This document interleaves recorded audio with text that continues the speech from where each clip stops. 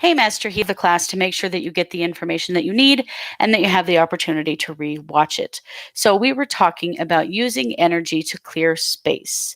So the basic concept is that you hold your hands out and you turn your energy on and say I was clearing my office, I would just fill up this room with white light.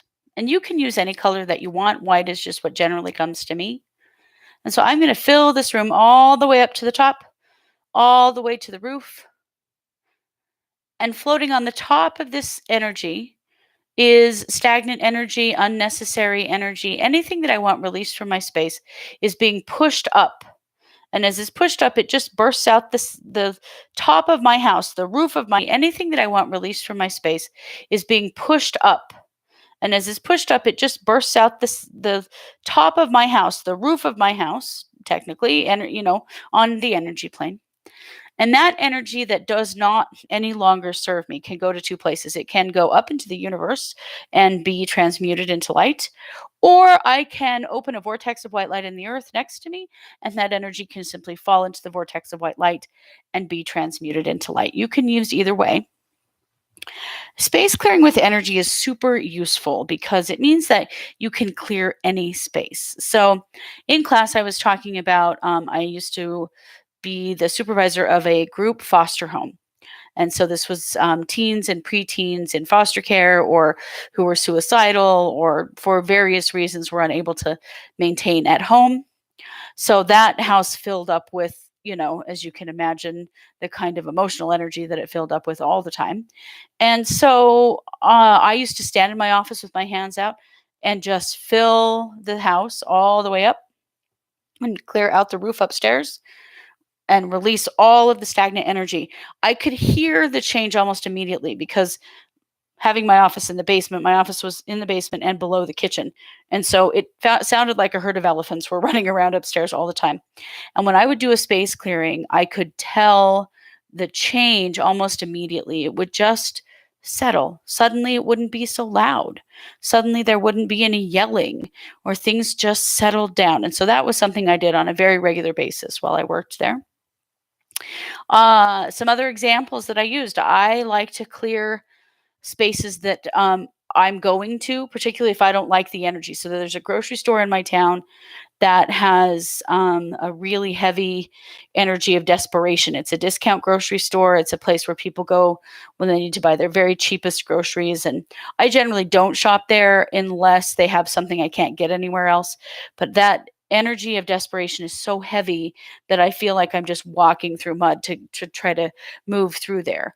And so I clear that grocery store. I fill it up with light. I clear all of the desperation, anything else that needs to be cleared, and I send that energy up out the roof and transmute it. I feel like it is for the benefit of all people, the people who go there to shop, the people who work there. It's not a judgment about anyone. And that's something you want to be very careful about with space clearing, is that you don't use it to judge someone. You're not clearing their house because they're horrible. You clear a space because it has collected too much emotional energy, too much energy that is uncomfortable for everyone. And so you do it in an altruistic way, not in a judgmental way. So in class, we were also talking about ways to use this concept on a bigger scale. Somebody suggested the White House. I suggested Congress. Those spaces fill up with all kinds of energy depending on what's going on in those places. I also thought about the detention camps where children are being held at the border is something that I'm starting to work on, and clearing the space there and trying to make that a better situation for the people who are there. So there are lots of things that you can work on relating to that this week with your partner. Well, for the next 2 weeks, because I will be gone next week, we won't have class.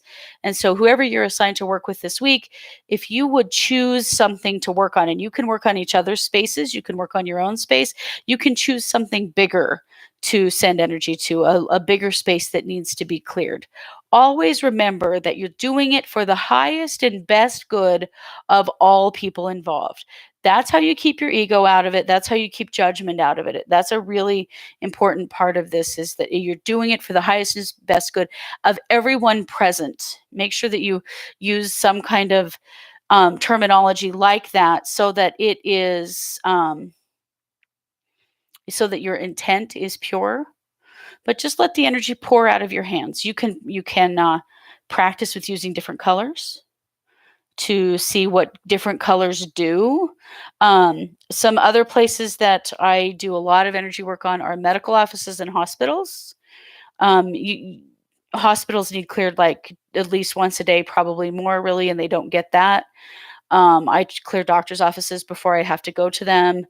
I clear a lot of things like that. And sometimes I just reach out and clear places because I know they need it. Like, even if I'm not going to the hospital, but I know somebody else needs that, or somebody else that I know is, I might clear that hospital. I always clear surgery suites before people have surgery. So if I know someone who's having surgery, I will clear the surgery suites in a hospital.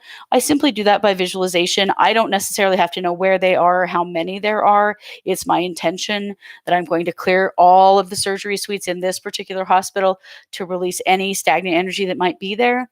When we go under anesthesia, we are very, very vulnerable. And so if there's anything hanging out in that room that shouldn't be there, we are more likely to pick it up during a procedure when you're under anesthesia. Your defenses are basically down. It's sort of like your shields are down, if you want to think of it in a Star Trek kind of way. So clearing places like that is a really good idea, or surgical centers, anywhere where there's surgery going on.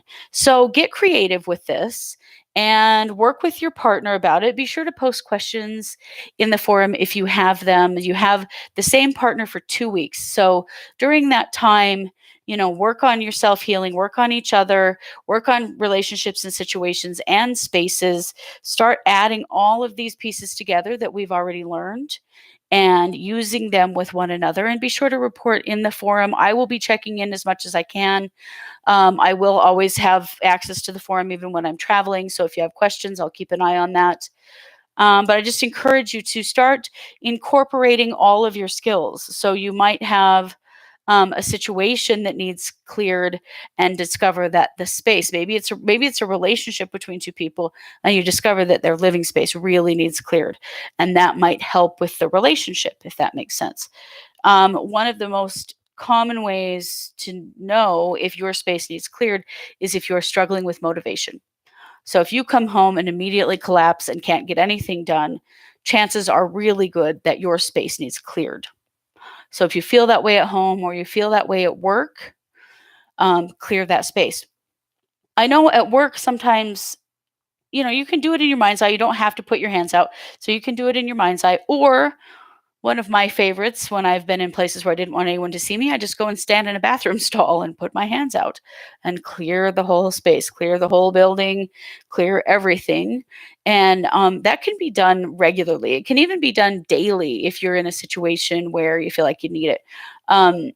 Katie and I, my sister Katie and I, we do in-person space clearings still in our area. And we not long ago did an insurance office that was having a really hard time. And I realized while I was there what a challenging job that is, because a huge part of your interaction with your clients is because they are in some kind of crisis. Someone in their family has died, there's been a car accident, there's been some kind of a disaster at home. People are calling very emotional, upset, having had some loss, needing help. And it was really bleeding over into people's lives. And the person who asked us to do the clearing had indicated that there were a lot of people in that space that were having a lot of personal tragedies. And I thought it was interesting because they work in tragedy. So we cleared all that out, and she did indicate that it helped a lot and they felt a lot better. So think about that with your place of work. What kind of work do you do? What kind of energy gets brought into your workspace from the kind of work that you do, and what could you do to clear it? So that's my space clearing lesson. So feel free to watch this multiple times. I'll put the link to it in the forum for you. And feel free to ask any questions that you might have. And I will see you in 2 weeks.